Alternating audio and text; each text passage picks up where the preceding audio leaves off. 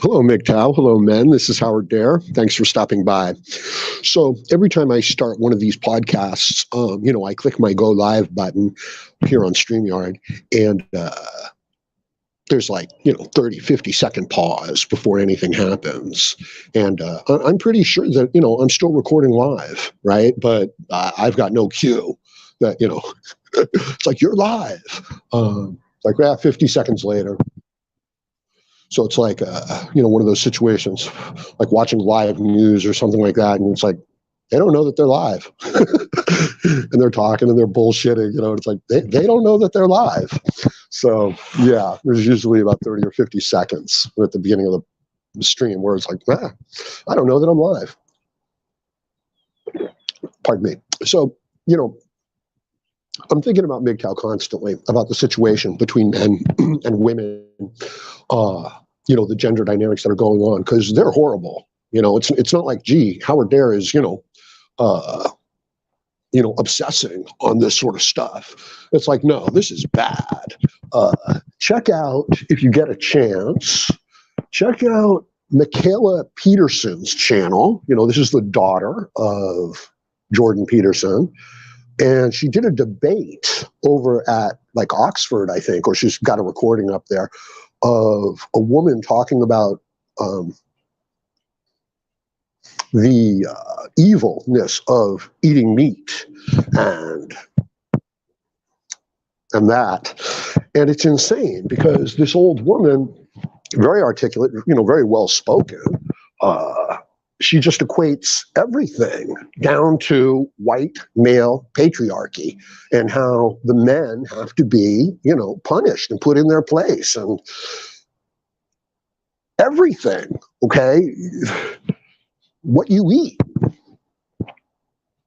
the language that we use, everything gets boiled down to white patriarchal males oppressing women, when obviously individually they're not doing anything, right? Like the individual man is just trying to get a job and live his life. And meanwhile, nearly the entirety of society is castigating, is ripping him down, is attacking him, and they delight in it. They take great joy and pleasure in it. Right? Imagine, a 70-year-old woman who's never had a man, who's never had anybody interested in her romantically. You know what I mean? Maybe there was a little bit of interest in her when she was younger, sexually. And what kind of bitterness and resentment would this foster within the individual? And you're seeing it. We're seeing it. And it's more than unfair to men. Okay, unfair that's just part of the course, man. That's just what we deal with. You're in a race with 100 people and everybody takes off and 20 of the people trip. Deal with it. Embrace it. You're playing a game and you get a bad call. You know what I mean? Deal with it. Overcome. You're in a car race and somebody else does something illegal and it causes you to crash. Deal with it. That's part of, that happens. So men are evolved to deal with problems. But this is something else. This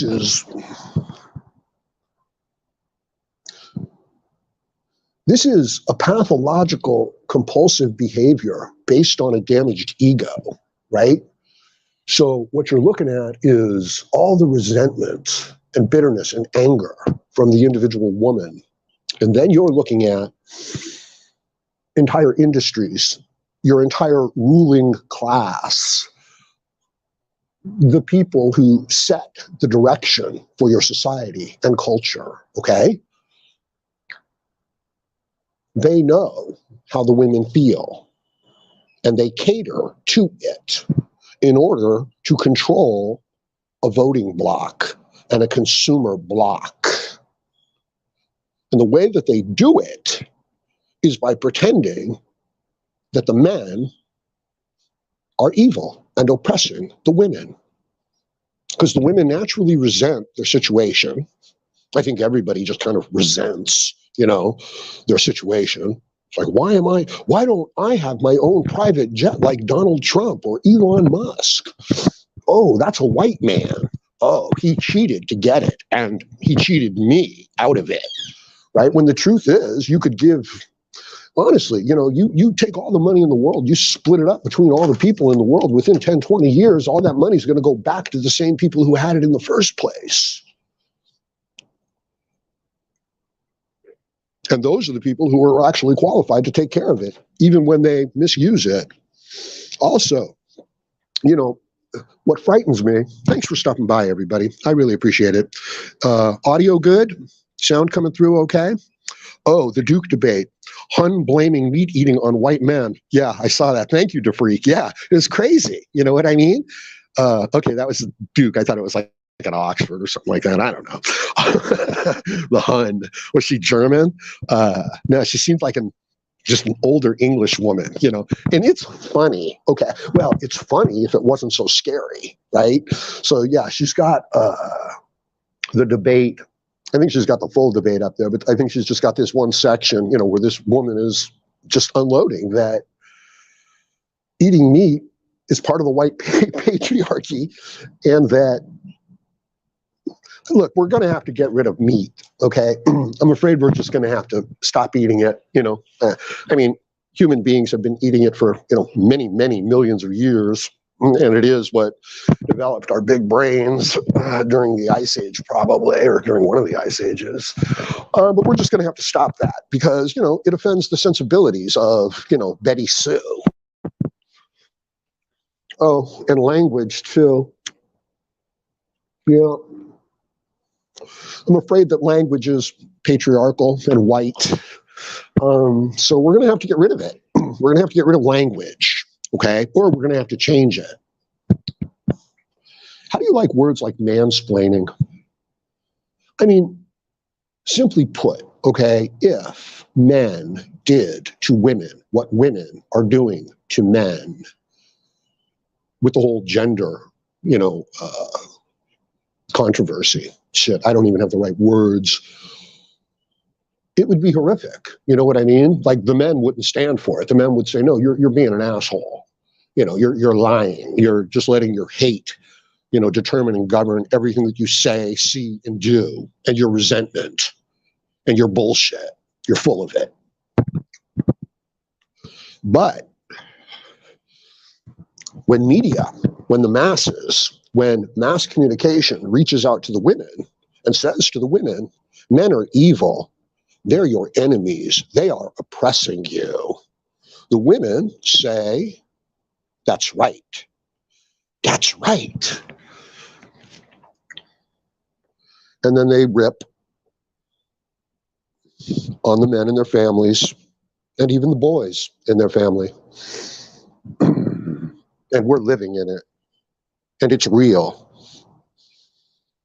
And not only is it real, not only are we living in it, this is the hard part, okay? This is the part that really makes men angry. Not only are all of those things true, but nobody cares. All right? So you get fired from your job on a false accusation. You go to jail on a false accusation, okay? And nobody cares. That's right. That's the way it is. You know why? I mean, of course, you know why, but you may not have actually, come up with the words for it and thought it out.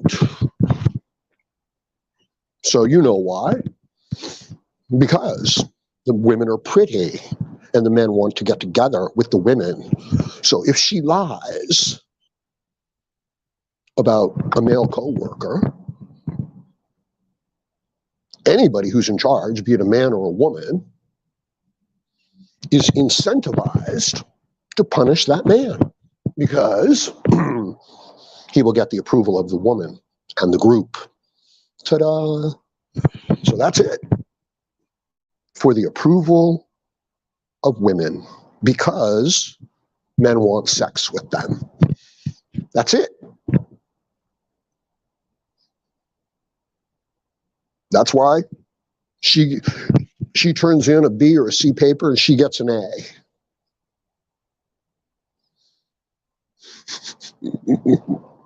The boy turns in an A paper and he gets a C. That's why. Because we want to please the women. Because they might start to cry. Because they might get upset. And this suggests that, women are emotional and men are logical and rational.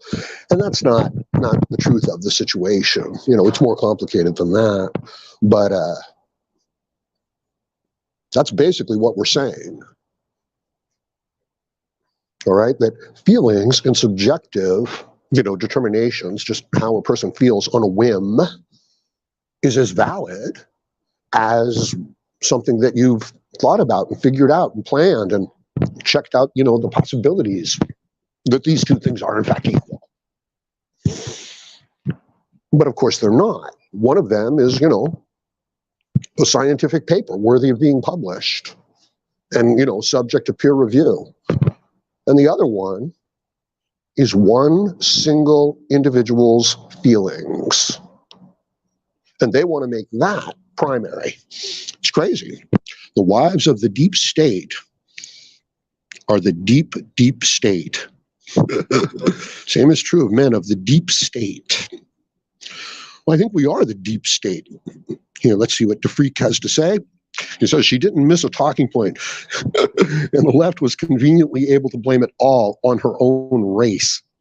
How courageous she was. Imagine being married to that. Exactly. Exactly. She was able to unload with a level of hatred and dishonesty and manipulation that shameful. You know what I mean? Shameful. And yet, she probably won the debate. So, they're probably taking your food away. They've already taken your job away as a man. They've taken your job away. You have no standing in the workplace. Elon Musk has very little standing within his own companies, right? Elon Musk fired the CEO of Twitter. You got to look at the CEO of Twitter, right? You see what he looks like? Now, when I say that, people are going to say, oh, Howard Dare is a racist, and he's referring to the fact that the man is Indian. I don't care that the man is Indian. I could care less. That's not what I'm talking about. He could be white, he could be Asian, he could be black, he could be Hispanic, he could be anything. I don't care. What I care about is the fact that he has a soft, round, Pillsbury Doughboy face. What I care about is that he grins into the camera as if he were a child. You can see the emotion all over him. You can see it dripping out of his fat. You can see the non-rationality sparkling in his eyes. You can see the delightful childlike expression on his face. Now, if I'm going to war and you put a man like that in front of me, I'm not following him anywhere. He might be able to give orders, and I might have to say, yes, sir. But I'm not following that man on anything. And neither is any little boy. Any little boy, like if you take a man like that and you put him in front of, the first grade, second grade class to teach, okay? All of the little boys will look at that man and say to themselves on some level, dear God, I hope I don't grow up to be like that. My mother looks like she could beat him up. And it's true, she could. That's the point. But it's okay because we're all equal and we're all the same. But of course, we're not all equal and all the same. He got paid $180 million to get fired. You ever been paid $180 million to get fired? Have you ever gotten a severance pay? Have they ever come to you and said to you, we got to let you go. It's just the way it is. But here's two pay periods. Here's 4 pay periods to help you out through the trouble. I've never had that. Every time I've gotten fired from a job, they just said, yeah, you're fired. We're letting you go. And I was like, well, why? And they were like, because we want to. And I was like, yeah, okay, whatever, fine. I'll go my own way. And I can assure you that more than half of the time, the reason why I was getting fired was because some girl went to the boss and said, he made me feel, I don't know. That's all she has to say. He makes me feel a little uncomfortable. And you've lost your job. You may have gone to school for 10 or 15 years. You may have dedicated your life to that job. And if she says, he made me feel uncomfortable, you're fired. There's no recourse. There's no question. There's no innocent until proven guilty. And it's the same thing if it happens in front of the law, too. They will come. They will arrest you. They will charge you. They will hold you in jail until you are ready to go to court. And when you go to court, they will lie, and they will not let you speak, and they will misrepresent everything, and then they will lock you up for the rest of your life. And as bad as that sounds, it could be worse. You could be subject to even more of this abuse out here. So that's what men are going through. And I wake up every morning, with these thoughts in my mind, that I have to talk about. So where is it leading? I mean, I'm saying that we're not already there. Where's all this heading? It's like, no, we're already there. And it's heading to a place where people, based on their emotions and their subjective feelings, are determining our course in the material world. And understand, this is deeper than just, I do what I want. Nobody tells me what to do. This isn't just that. One sec.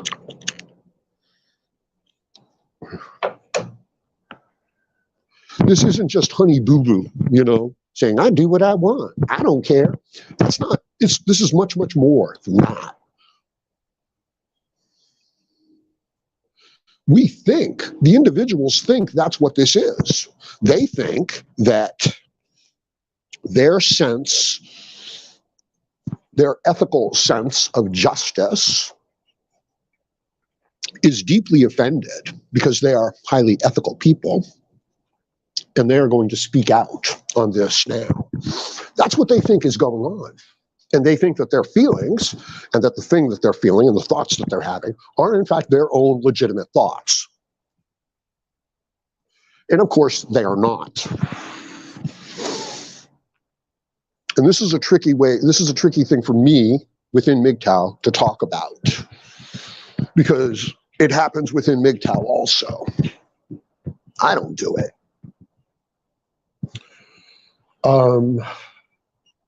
This is largely an age of mass communication. Okay? The future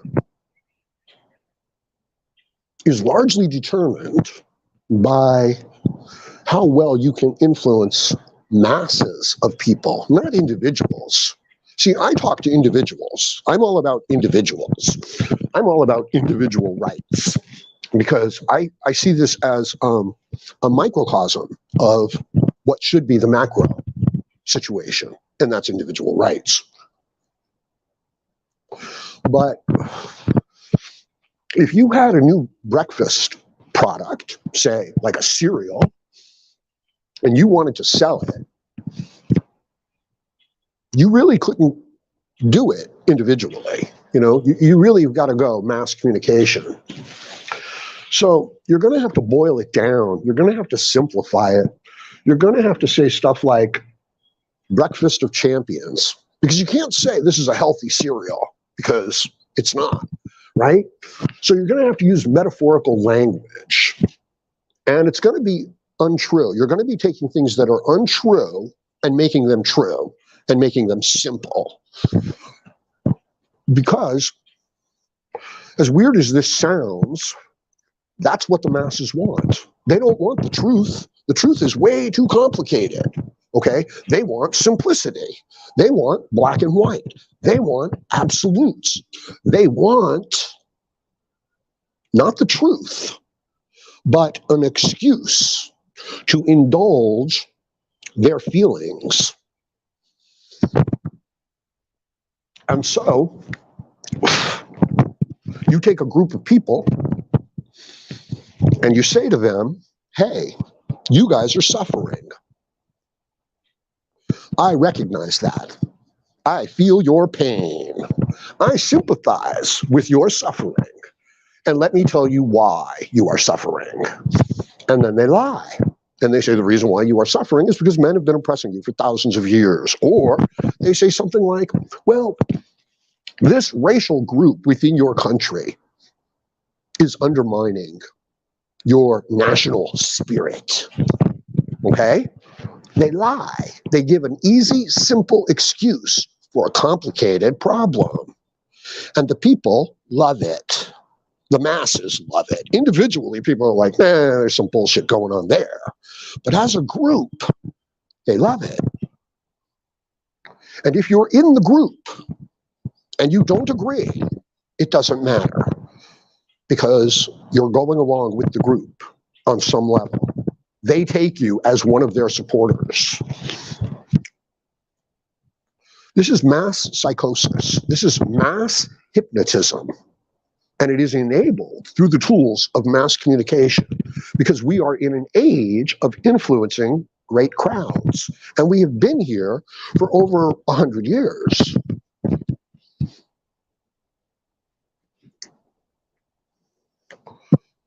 It's propaganda. And it's not even, look, everything is propaganda, okay? The danger is when one side only gets a lock on the propaganda. Then it becomes really destructive. Before then, it's basically free speech. It's basically a marketplace of ideas, which serves us well, because then the bad ideas usually get thrown out. Unfortunately, if you come up with a bad idea that appeals to the emotions of the crowd, boom, you've just created a new trend. And it's false. It's a lie. And people will, the crowd of people, not so much individual people, will delight in being part of that crowd and being part of that lie, because they've felt resentment their whole life and they've wanted to blame somebody their whole life. And it's not their fault, and it never is. Nothing in their life is their fault, because they are perfect. And obviously, the rest of the world is all messed up. So you understand how this mindset is open to the blaming, and finding excuses, and then demonizing people, and then indulging in a kind of animalistic human behavior, which is, we don't always get to indulge in. And the women are the targets, and they always have been. You go back to Plato's Republic, 400 BC, and he says, if a demagogue, if a tyrant wants to control a free state, the way he does it is by appealing to the fears of the women. Because if you can get the women, you can get the men. And it works in music too. I've mentioned this, okay? The songs, the music is written for the women. They are love songs. They are male birds chirping to come to their nesting area. That's what it is. That's what it is. Not all music. That's not like, that's what all music is. No, that's what modern popular music essentially is. And if the women bop their head to it, then the men will come to like it. And of course, there is, other music that is made specifically for men. And it, of course, is, misogynistic, violent, and all that stuff. Another simplification, another lie. Fake democracy surveillance state. DeFreak is coming up with some good stuff here, man. Fuck off, says, Howard Dare, brother, keep fighting. Thank you, bro. I appreciate that. Sacred Y is here. He says, whenever I am asked why I think men shouldn't have to work anymore, I simply say, because 200,000 plus years of gynocentric androcide. Excuse me. Yeah, that's a good one, right? Yeah. But look, it's built into this. It's built in. You know what I mean? Like it's the same. The same is true with the male ants. You know, the same is true within insect populations. This is part of what being male is that they're the ones that, you know, are going out into the danger and confronting the dangers and overcoming those dangers with the idea that they're doing it to feed the female so that she can then give birth. It's built in.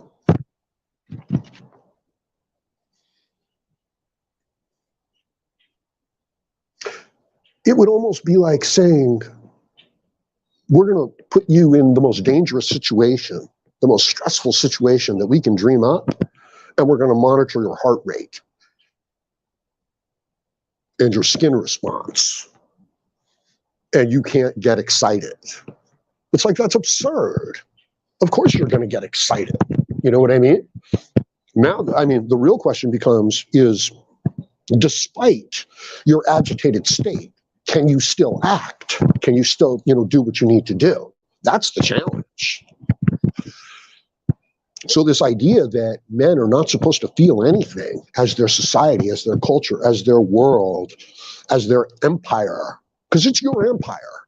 You have inherited an empire. You have inherited a set of rights. We call them God-given rights. Okay, but you know, it's like they are bestowed by creation, but they're not. Well, they are, but we have institutionalized their, you know, protections. So you have inherited that. I have inherited that. I didn't build this society and culture. I was born into it. And that is under attack. That's being destroyed. And it was happening years, you know, thousands of years before you came or I came. And we don't necessarily have the ideas and the concepts, you know, to express what's going on and how to deal with it. No, the men were conditioned to be servants, to be protectors and providers.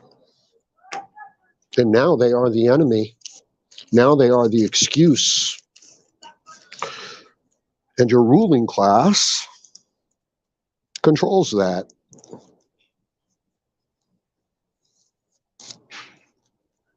And we as men are in the middle of that. So you're getting fired from your job because you complimented her haircut. Or you're getting fired from your job because you didn't compliment her haircut.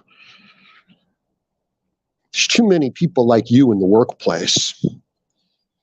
There's too many native males, right? So you go to a country and the native men of the population are all in jail. They built it. You know, and you're thinking, oh, Howard, you're exaggerating. Here, let me put it to you this way then.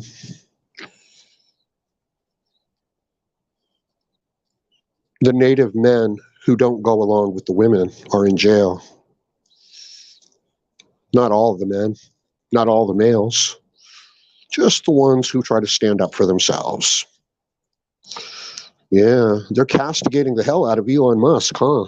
Yeah, he fired the CEO of Twitter. Good. You know, I don't use those kind of social media platforms.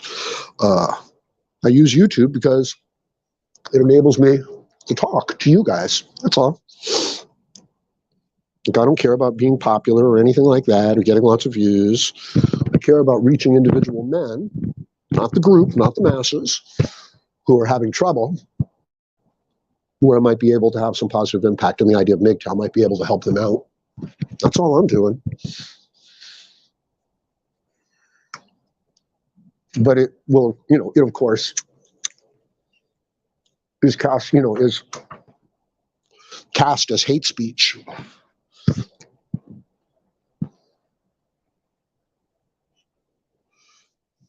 And the people who use this strife and these types of conflicts to garner support and attention and popularity and money, those people are supported. That's what this system wants. It wants controversy because, this gives engagement. I'm trying to track down a book called Dark PR, written by, I believe it's Grant Ennis. Same last name as Garth Ennis, the great, the very popular comic book artist, writer, and that sounds like, comic book. No. This man has, like Preacher, TV show. Several television shows are based on his work also. But anyway, I don't even know if they're related. Dark PR. The idea that corporations, large moneyed interests, are controlling the narrative through media. And they are, and they're good at it. And it's trickier than you or I think that it is. And so,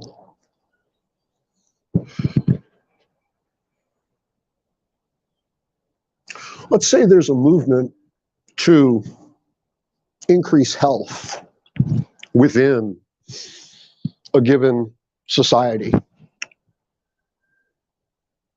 And the truth is, and we know it, that the plants, that the sugar, that the processed food is in fact poison. I don't even need to qualify this statement, okay? It's chronic poisoning. It's not acute. It's not like you eat a bowl of cereal and suddenly, you feel like, your stomach is cramping up. No. You eat the cereal, it goes through your digestive system, and it damages your intestines to the degree of, say, 0.5%. And all you notice is a bit of a tummy ache. That's all you notice. No big deal. It's kind of normal, especially after eating. Of course, it's not, but you think it is because this is what happens. And every day over the course of the week, you lose 0.25% of the efficacy of your intestines. And it goes on for weeks, for months, for years. And then one day you wake up, and you're going to spend 6 hours in the bathroom, and it's not going to be a pleasant experience. as if sometimes it's a really pleasant experience. Not going to be those happy, good times. And it's not just going to affect that. It's going to affect every aspect of your health. And then someone's going to look at you and say, good morning. And you're going to look at them and you're going to say, what? What do you want? Because you don't have the energy. Not simply because of all the damage that has been done to your internal organs, but because this food that you think is food is not food. It's flavored roughage. That's what it is. That's been chemically treated with stuff that the human body cannot process. Oh, so anyway, so we know this, okay? You know this. Even if you don't mentally accept it, your body knows this. But government, social programs, they want to pretend like they're, trying to help the health of the people. So they start up a campaign and they spend millions of dollars on it. And the campaign is something like, watch what you eat for your loved ones. And it shows a picture of a happy family. And we all see the pictures. We all see the TV commercials. It says things like, eat responsibly, take care of yourself for the people that love you. And everybody says, oh, the government cares. The government doesn't want us to get diabetes. Oh, and all we have to do is individually stop ourselves from eating the thing that we have been eating for the last 20 years, and it's the only thing we know how to eat. And it's designed to not give us nutrition and to make us want to eat more. So all we have to do individually is stop ourselves from eating something that we are addicted to, that we have been intentionally addicted to. And so this social program to help the people get healthy has switched responsibility from the food processing companies that are making hundreds of billions of dollars through tax subsidies, market encouragement. Understand that the healthcare problems that result, diabetes, heart disease, stroke, dementia, almost all of our modern diseases, which are not diseases, they're poisons. So the companies that are making hundreds of millions off of this, they get to keep doing it. They get to keep polluting the people and making money and giving some of that money over to the politicians. And the media get to say, it's an individual responsibility. You individually should stop eating that and control yourself. But the money-making apparatus that's destroying the health of the country, that's causing ridiculous debt in the medical, expenses. Come outdoors, people. It bears no responsibility. And then they'll come out with a product that says low fat. Excuse me. Humans have been eating animal fat for millions of years.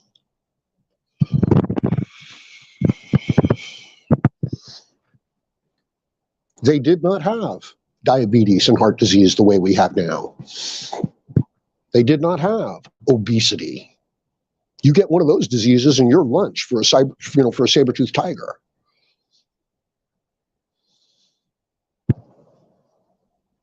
So dark PR, okay, taking an issue and shifting the responsibility away from those who are responsible onto, in fact, the victims of the poor behavior, the corrupt behavior of the food processors to make money. And it's all about money. And if you had money, oh boy, you'd be happy. That's all. Right? So you lose your health, you can lose all your values, all of the principles that, can keep you motivated when you're alone, and give them all up. Give up all pride, give up all dignity, give up all sense of, a moral sense of self-worth. That's a bad word. I shouldn't use it that way. But you know what I'm saying. Give up all those things. And now you've got some money. I've had it before. I didn't like it. I didn't want it. I turned it down. I said to myself, I will not compromise everything I believe in life in order to just get a few bucks in my pocket. And it was, it was a lot of bucks, but I could do with less. What's this? Phil Urey, thanks for stopping by, says, Trump gives us OP warp speed. Biden enforced it with prosecution and threats. The CDC assisted. Yeah, what a thing that was, huh? What a thing they were willing to do to the entire world economy to get Trump out. It's insane. It's insane, you know. I wonder, you know, like he says he's going to run again, and you know the Republicans don't want him. See, this is why I like Trump, because I know that the Democrats and the Republicans don't like him. Right? So, you know, the enemy of my enemy is my friend. Good stuff, man. Hit the like button. 26 out of 32. Yeah, hit the like button.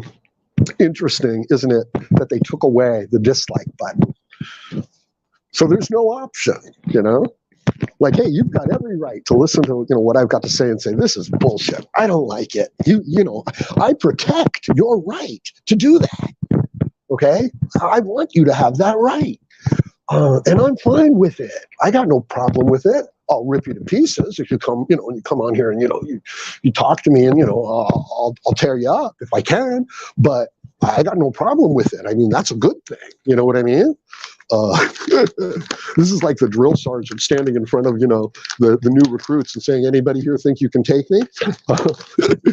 You know, so, and it's not an ego thing. It's not that at all. It's like, no, if you've got the skills, let's use them. Let's put them to work. Let's see, you know, and I'm fine with it. I delight in it.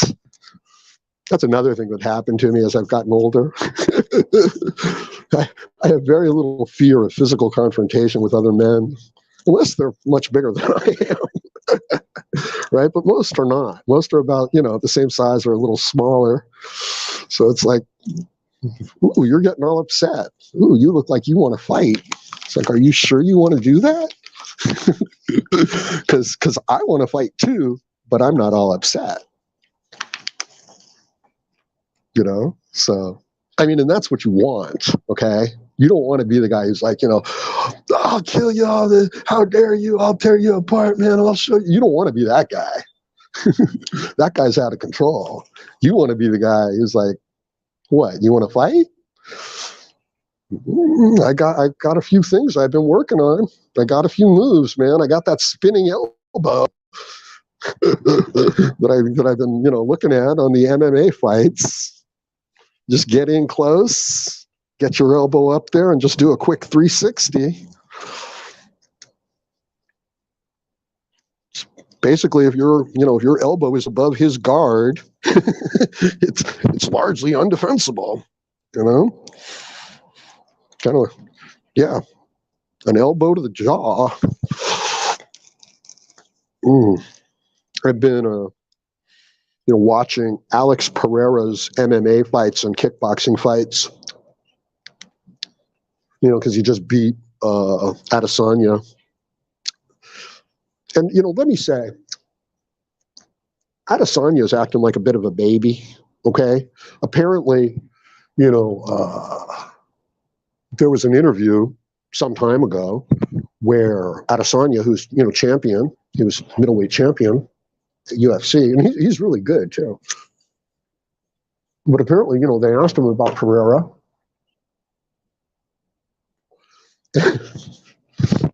and he actually said, and he admits to basically, you know, saying, look, the guy is nobody. I'm a champion, and he'll be sitting in a bar, you know, many years from now, and he'll say, yeah, I beat that guy once. It's like, what a hell of a thing to say. You know what I mean? About another man who's willing to stand right in front of you and, you know, throw punches at your face and kicks at your face while you're throwing punches and kicks at his face. To say, oh, yeah, he's a bum. And he'll be sitting in a bar 10 years from now saying, I beat that guy once. It's like, well, shit, that would make me want to get up and beat him again. So there's this kind of cocky arrogance, you know, young man arrogance that it's like, you know, that might work on the playground. But if you're standing up in front of another man, you know, who's just as capable as you are, who, you know, has the skills, who has the experience, that's not, you know, that's not playground. That's real, you know, and he's acting like it wasn't. And yeah, he got knocked out on his feet for it. Headbutts always work. I don't know. Sacred Why. There was a fight with Mayweather and a young Hispanic boxer, up and coming. And he was good, but they were giving him a big fight. And he's got Mayweather in the corner, and he's just trying to unload, swinging roundhouses at him in the corner. And he's not getting through Mayweather's defense, and Mayweather's saving his energy, and he's waiting to counter. And the guy is just getting so frustrated that he jumps into him. It's not like a headbutt. It's more like he, jumps with his head into the head of Mayweather. And, it was more like, he was just overly enthusiastic. It wasn't like, I'm intentionally going to headbutt this guy and get an advantage. It was like, what have I got to do? I'm doing everything. I'm throwing everything. And he just jumped at him with his head. And the ref stops it, and said, I'll take a point away. Or maybe he did take a point away. I don't know. But then the referee says, fight, and steps out of the way. And the young man who headbutted Mayweather reaches out a glove to say, I'm sorry. And Mayweather just clocks him and knocks him out. And rightly so. There was no requirement to touch gloves. There was no requirement for him to say, I'm sorry. There was no requirement for Mayweather to say, yeah, I understand. Let's just keep fighting, but we're cool. No, Mayweather probably felt this guy tried to ruin my career. He could have blinded me. He could have cracked my head open. He could have ended my boxing career. So when the guy reached out to say, hey, man, it's cool, Mayweather just clocked him with a left hook, and it was perfectly legal, and it was perfectly right. And what he had done was, in fact, wrong.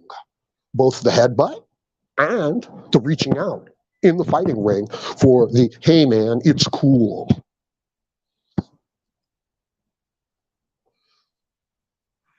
Yeah, so headbutts don't always work. Yeah, Alex Pereira is a beast, says Primo. I guarantee, wait a minute, I lost it. It's gone fast. Here it is. He's a beast. I guarantee he's a lefty who stands in the orthodox stance.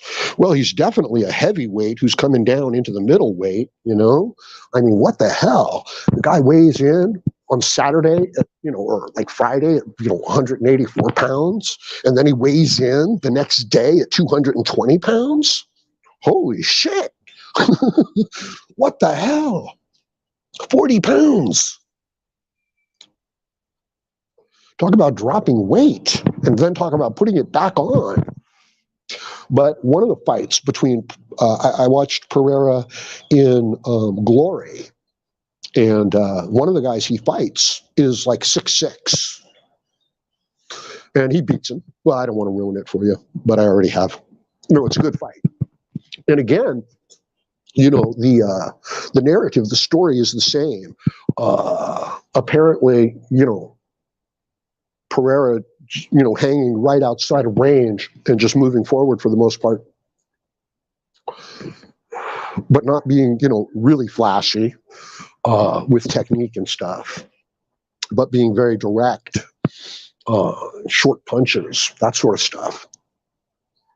And so it looks like the other fighter is winning, but look, in my opinion, the minute an MMA fight, the minute one of the fighters wants to go to the ground, it's because they're losing on their feet, okay? And I have always felt this way about fighting.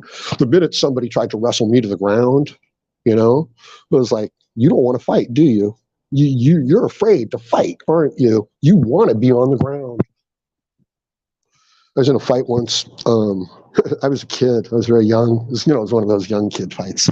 And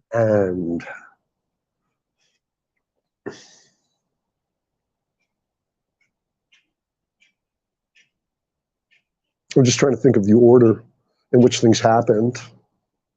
Yeah, we're fighting. We're swaying away. Got the whole school watching us, right? And I connect, man. I just, bam, right into the kid's face, right into his jaw. And he goes down, And he's on the ground. And he's staying on the ground. And he's acting like I'm going to jump on him. And I'm not. I have no interest in rolling around on the ground with him. So I give him, his, 5 seconds or so to gather up his head. And I say to him, get back up. Come on. And he doesn't want, he's kind of like, oh shit. But he does. He gets back up and, we start swinging again. And then he connects and he clocks me and boom, he knocks me to the ground. And I hit the ground. And I'm thinking to myself, well, he's probably going to jump on me and we're going to roll around. But cool. He doesn't. He recognized what I did and he, stands back, gives me a couple moments, says, come on, get back up. And I get back up. And now I'm angry. Okay, he's already angry. That's how he connected. But now I'm angry. And now we're swinging, for the rafters. We're swinging. And I think I'm the one who said to him, look, we've both been hit. We've both been down. Do we still need to do this? And he said, no, we don't need to do this. We've done enough. And I said, good, because, I don't want to get hit by one of these shots, and I don't want to get hit like that again. And he obviously felt the same way. And that was that, Now, just reflecting, okay, I had that fight coming, okay? He was actually in the right, and I was actually in the wrong. I don't know. I don't know if that's entirely true.